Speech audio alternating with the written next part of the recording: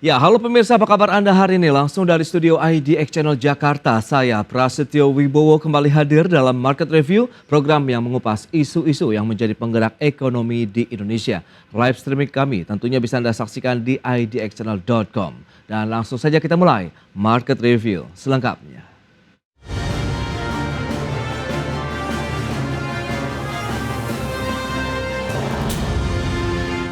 Ya, pemirsa, neraca perdagangan Indonesia kembali mencetak surplus di bulan Oktober 2024 sebesar 2,48 miliar dolar Amerika Serikat. Meski demikian, surplus neraca perdagangan di bulan Oktober tercatat lebih rendah dibandingkan dengan bulan sebelumnya dan juga bulan yang sama di tahun 2023 lalu.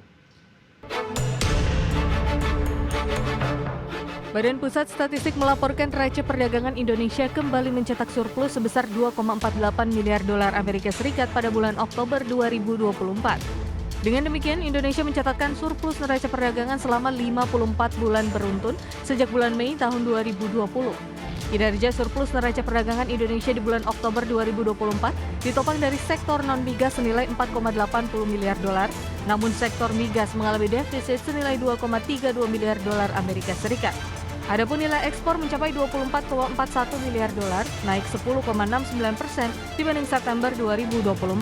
Sedangkan nilai impor mencapai 21,94 miliar dolar, naik 16,54% dibandingkan September 2024. PLT Kepala BPS Amalia Adininggar Widya Santi mengatakan nilai surplus neraca perdagangan di bulan Oktober tercatat turun sebesar 0,76 miliar dolar Amerika secara bulanan. Padahal sempat mengalami tren kenaikan di bulan Agustus 2,9 miliar dolar dan September 2024 3,26 miliar dolar Amerika Serikat. Neraca perdagangan barang mencatat surplus sebesar 2,48 miliar US dollar atau turun sebesar 0,76 miliar US dollar secara bulanan. Dengan demikian, neraca perdagangan Indonesia telah mencatatkan surplus selama 54 bulan berturut-turut sejak Mei 2020. Surplus neraca perdagangan bulan Oktober 2024 relatif lebih rendah dibandingkan dengan bulan sebelumnya dan juga bila dibandingkan dengan bulan yang sama tahun lalu. Amalia menambahkan secara kumulatif dari Januari hingga Oktober 2024, kinerja ekspor Indonesia sebesar 217,24 miliar dolar Amerika, naik 10,25% dibanding tahun sebelumnya. Dan penyumbang ekspor terbesar adalah sektor industri manufaktur atau pengolahan. Tim Liputan IDX Channel.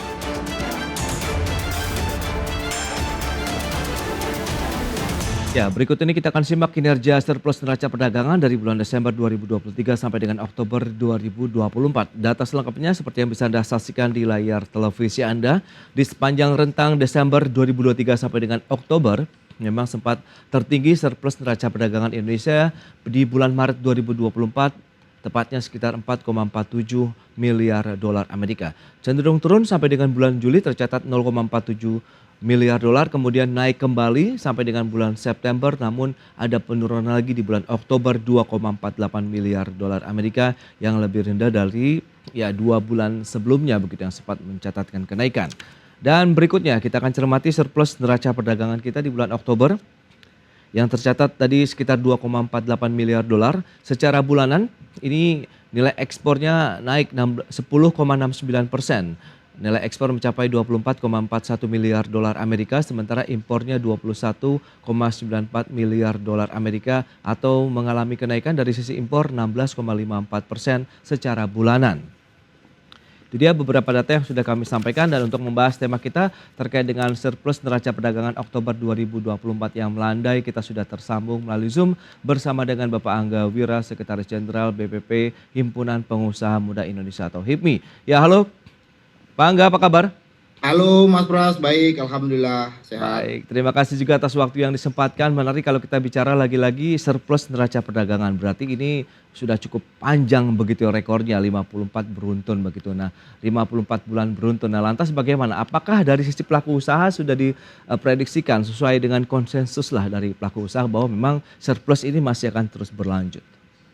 Iya, tentunya kita perlu memberikan apresiasi ya terkait surplus ini sudah beberapa kali kita juga berdiskusi dan perlu kita pertahankan dan terus kita tingkatkan Mas Pras ya. Walaupun kalau kita lihat memang kinerja positif ini sedikit lebih turun ya dibandingkan sebelumnya ya. Memang cenderung memang menjelang akhir tahun ya.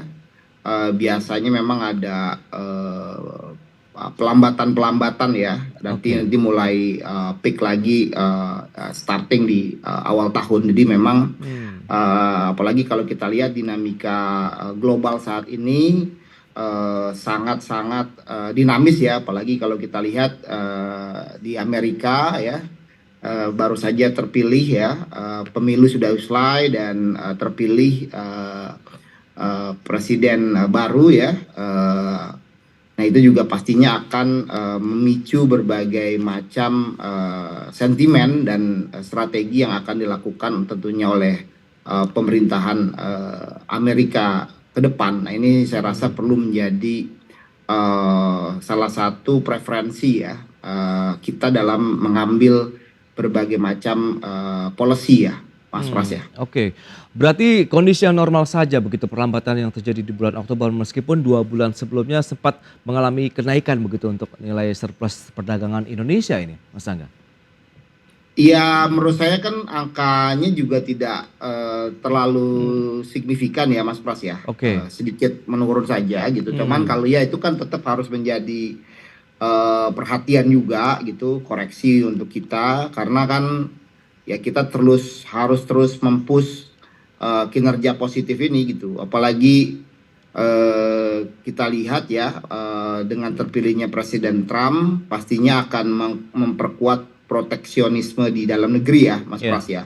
Sebenarnya ini menjadi salah satu momentum kita bisa menarik investasi dari Tiongkok ya untuk lebih masif ke kita untuk menjadikan kita sebagai salah satu basis produksinya gitu, Mas Pras. Walaupun memang ya kita harus berkompetisi dengan negara-negara tetangga kita ya, khususnya Vietnam, Malaysia ya, yang sekarang kita lihat juga pertumbuhan ekonominya cukup meyakinkan ya di 2 tahun terakhir ini. Jadi saya rasa di pemerintahan baru ini kita harus punya skenario dan strategi yang tepat ya, Mas Pras ya.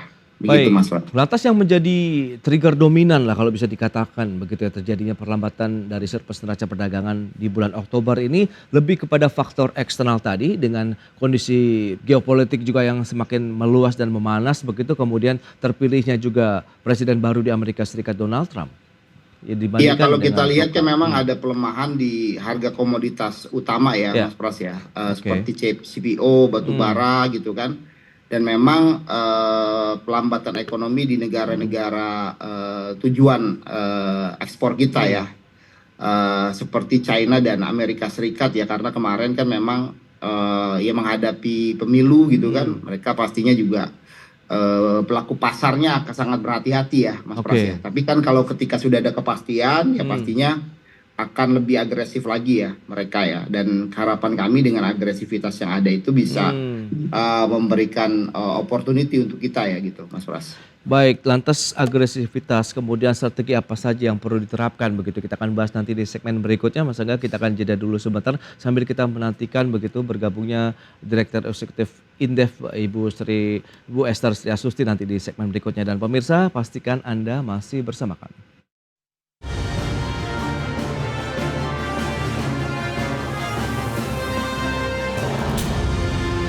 Ya, terima kasih Anda masih bergabung bersama kami dalam Market Review, pemirsa, dan berikut ini kami sampaikan data kembali terkait dengan negara tujuan ekspor non-migas Indonesia di bulan Oktober 2024. Ya, seperti yang bisa Anda saksikan kembali di layar televisi Anda, China masih menempati posisi pertama dengan nilai mencapai 5,66 miliar dolar Amerika. Kemudian menyusul wilayah ASEAN 4,32 miliar, kemudian Amerika Serikat 2,34 miliar dolar, kemudian India dan juga Uni Eropa. Itu dia negara tujuan ekspor non-migas Indonesia.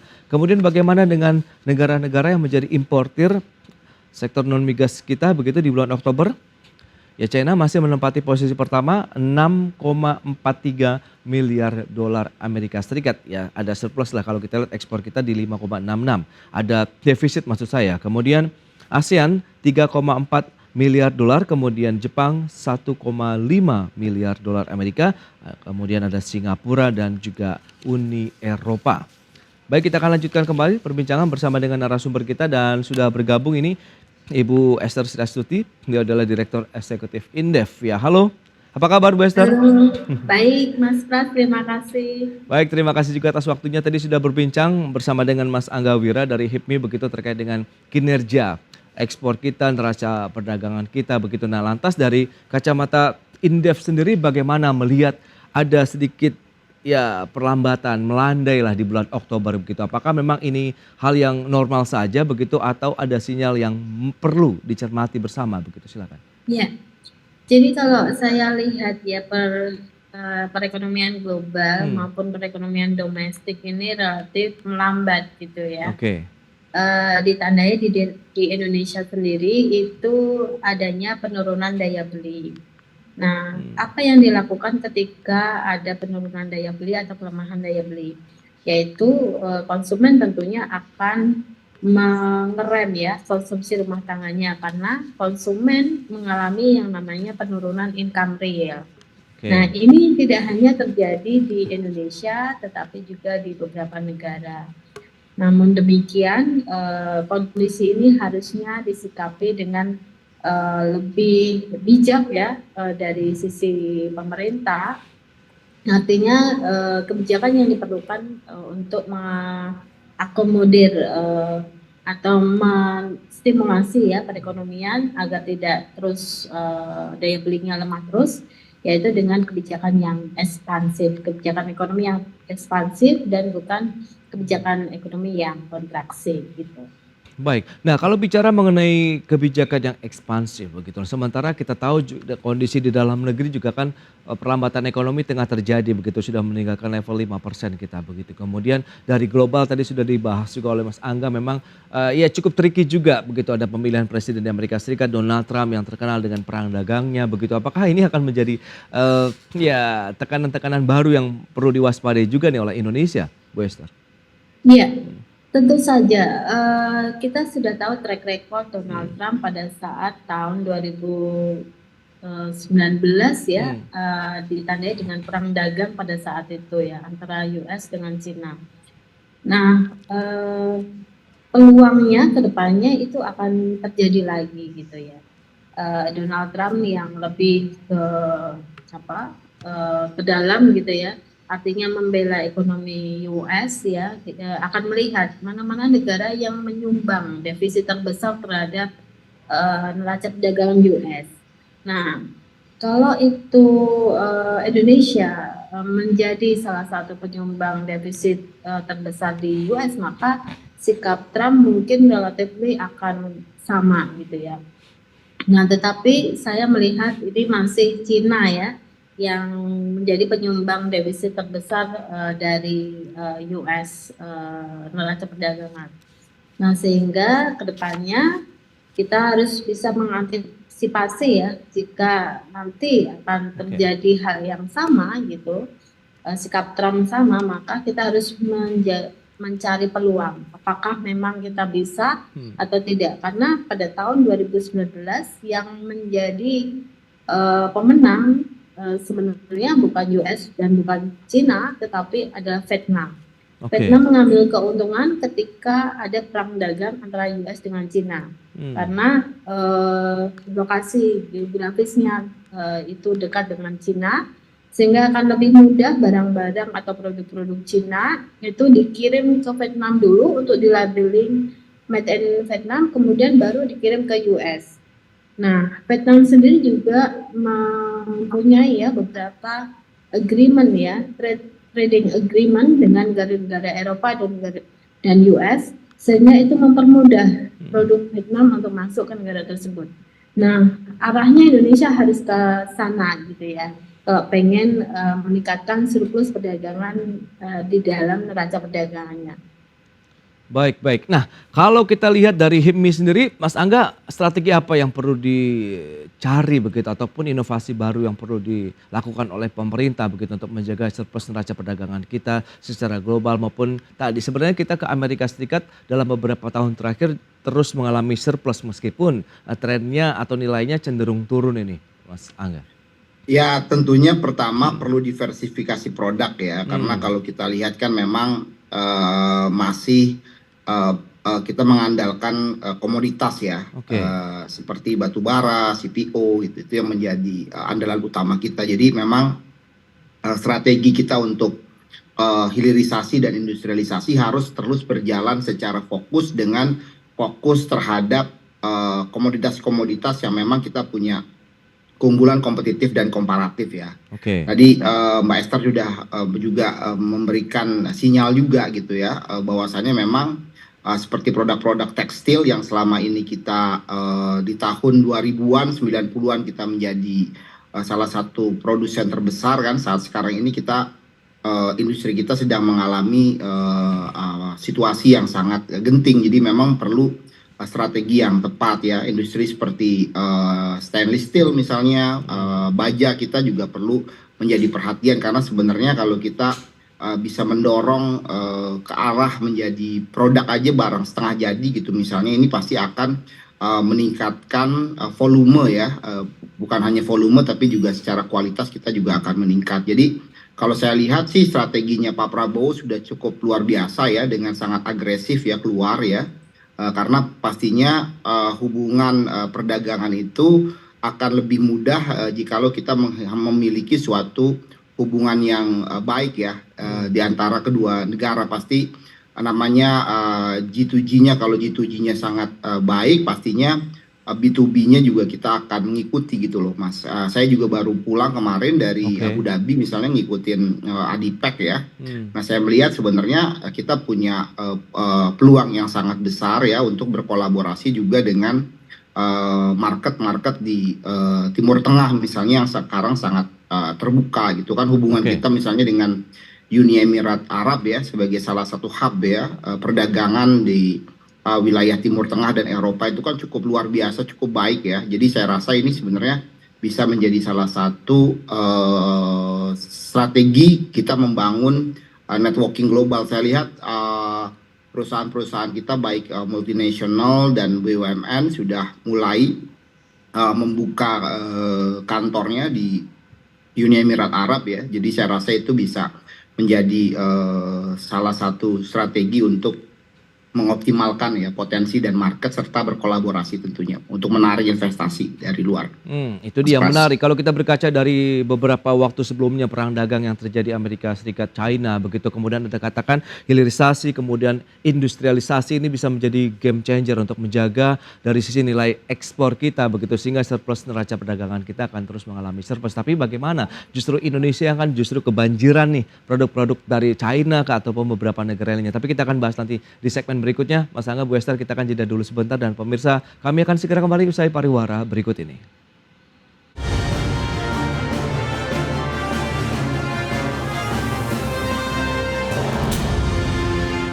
Ya, masih membahas tema surplus neraca perdagangan Oktober 2024 yang melandai dan kita akan lanjutkan kembali perbincangan bersama dengan Angga Wira, Sekretaris Jenderal PPP Himpunan Pengusaha Muda Indonesia atau HIPMI, dan juga Ibu Esther Sriasuti, Direktur Eksekutif Indef. Nah, Bu Esther, tadi sudah disampaikan begitu Mas Angga, ada beberapa game changer yang mungkin bisa dijadikan untuk bisa meningkatkan lagi surplus neraca perdagangan Indonesia. Ada hilirisasi, kemudian industrialisasi. Nah, pandangan Indef sendiri bagaimana dengan tantangan tadi dari dalam negeri dan global, serbuan produk impor yang juga masih menghantui kinerja dan produktivitas industri di dalam negeri? Silakan.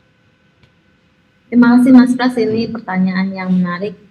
Jadi kalau seperti yang saya tadi jelaskan di awal ya, untuk bisa meningkatkan pertumbuhan ekonomi itu 8%, maka harus mengaktifkan ya mesin-mesin pertumbuhan ekonomi, tidak hanya konsumsi rumah tangga tetapi juga investasi dan meningkatkan nilai ekspor. Salah satu caranya adalah dengan meningkatkan nilai tambah dari produk yang diekspor. Nah, caranya bagaimana ya? Kita olah dulu gitu ya. Jadi seperti yang Mas Angga tadi jelaskan bahwa jangan mengekspor komoditas saja, tetapi diolah dulu paling tidak menjadi produk intermediate, kemudian baru diekspor. Syukur-syukur kalau bisa mengekspor produk final gitu ya. Nah, sehingga itu akan meningkatkan nilai jual ya, harga jual dari produk tersebut. Demikian, Mas. Baik, baik. Nah, Mas Angga, dari pemerintahan Prabowo Gibran, Anda melihat strategi apa yang perlu diterapkan? Memang tadi kita tahu Pak Presiden juga sedang melakukan anjang sana begitu ke beberapa negara untuk bisa meningkatkan kerjasama tadi antara government to government, kemudian yang nanti akan B2B-nya juga lebih enak lagi. Ini bagaimana untuk bisa menjaga tadi neraca perdagangan kita tetap surplus, semakin berkualitas, dan tentunya juga buat Indonesia akan banyak lagi industri yang bisa terangkat, PMI manufaktur kita juga semakin membaik dan kembali lagi ke level ekspansi ini. Mas, halo? Ya, silakan. Ya, Mas Pras. Silakan, Mas Angga. Ya, pertama tentunya kita fokus ya terhadap program hilirisasi ya, kalau nggak salah.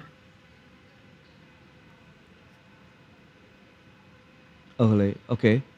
Apa namanya sudah menyusun ya peta jalan hilirisasi. Jadi saya rasa fokus kepada produk-produk tersebut, dan yang lainnya tentunya menarik investasi dengan kita mendorong energi hijau, Mas Pras. Kita kaya akan sumber daya listrik ya, berbasis energi EBTKE ya. Ada panas bumi, ada PLTA, ada juga kita bisa masuk ke transisi menggunakan LNG misalnya. Itu saya rasa perlu kita dorong secara agresif, sehingga teman-teman yang memang sudah punya komitmen untuk mengurangi karbon ya secara agresif ini bisa masuk kepada kita, karena sebenarnya kita punya daya tarik yang cukup luar biasa ya dibandingkan dengan negara-negara tetangga kita, Mas Pras. Baik, tapi optimisme sendiri Anda melihat bagaimana dengan tantangan dalam negeri juga yang harus segera dituntaskan begitu, dari sisi mungkin kebijakan-kebijakan, insentif, kemudian sinergitas antar lembaga yang semakin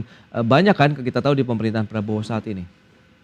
Ya, intinya fokus tadi ya, fokus terhadap planning yang sudah dilakukan ya, kita eksekusi gitu, dan tentunya ya kalau memang ada orang-orang atau yang tidak bisa achieve ya kita cari gitu yang lain gitu loh, Mas Pras. Jadi harus berani Pak Prabowo. Aku rasa di awal ini memang kabinet kita juga akomodatif ya, tapi pastinya juga akan ada evaluasi ya terhadap pihak-pihak atau instrumen-instrumen yang memang tidak bisa sesuai dengan KPI yang bisa dicapai ya, Mas Pras ya. Baik. Nah, Bu Esther, kira-kira bagaimana melihat begitu Anda melihat tantangan ke depan, proyeksi dari surplus neraca perdagangan kita 54 bulan berturut-turut ini akankah terus berlanjut begitu sampai dengan akhir tahun dan mungkin tahun depan juga?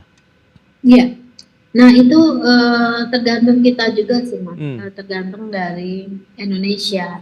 Intinya adalah kalau kita ingin meningkatkan surplus neraca perdagangan, artinya kita harus meningkatkan fundamental dari ekonomi kita. Nah, fundamental ekonomi kita itu didorong oleh apa gitu ya. Nah, seperti yang tadi Mas Angga sudah ceritakan bahwa bisa dengan hilirisasi, dengan meningkatkan nilai produk ya, nilai tambah dari produk kemudian diekspor. Nah, namun demikian kita punya banyak sumber daya alam ya yang bisa berpeluang untuk diekspor. Tetapi yang harus kita cermati, pertama kita harus tentukan produk mana yang based on market driven ya, yang bisa dihilirkan ya, market driven. Tentu kita akan mengirim ya atau mengekspor produk-produk yang banyak diminta oleh pasar di global gitu. Itu market driven. Yang kedua kita konsiderannya adalah kita mempertimbangkan competitive advantage ya. Kalau dalam teori perdagangan internasional kita harus mempertimbangkan competitive advantage dan comparative advantage. Jadi jangan sampai kita memproduksi satu produk itu effortnya terlalu banyak sementara nilainya tidak terlalu signifikan untuk contribute ke perekonomian. Nah, saat ini ya Kementerian Investasi dan BKPM gitu memang sudah mempunyai peta atau roadmap hilirisasi industri. Dari 8 sektor kita pilih beberapa komoditas yang memang berpeluang untuk diberikan nilai tambah, kemudian kita dorong untuk melakukan ekspor, nilai ekspor. Nah, Indef juga pada saat ini juga sedang melakukan riset tersebut.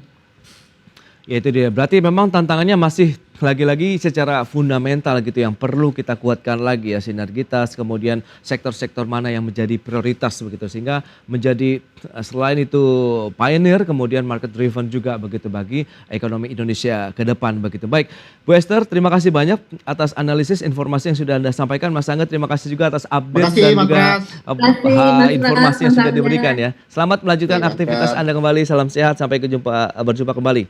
Mas Angga, terima kasih. Salam Mbak Esther, Mas Pras. Salam Mas Angga, Mas Pras.